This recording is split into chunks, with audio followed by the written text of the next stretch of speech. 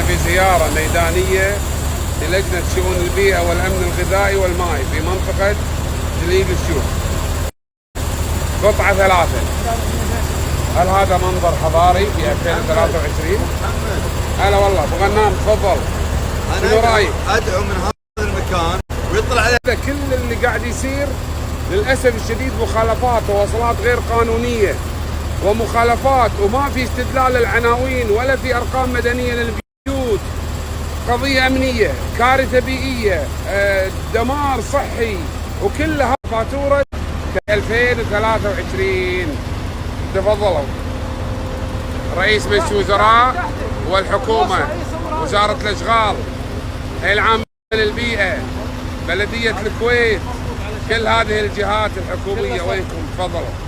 أنا بس بوريكم المعاناة، يعني ناهيكم عن الريحة والمنظر المقزز. يلا تفضلوا. هذه وصلات غير قانونية بالكويت. تفضلوا. هذه الكويت. عاجبكم هالشيء؟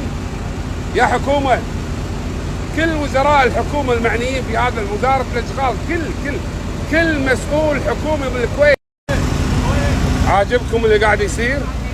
يلا تفضلوا. انا بس بوريكم، ماني ناطر تلفزيون انه يصور، هذا من تليفوني اصور لكم. هذا الجريد وهذا السكن، تهديد امني، تلوث بيئي، اهمال حكومي، شيء يعور القلب. والله ما احنا قادرين نتحمل الريحه. تفضل يا ابو غنام.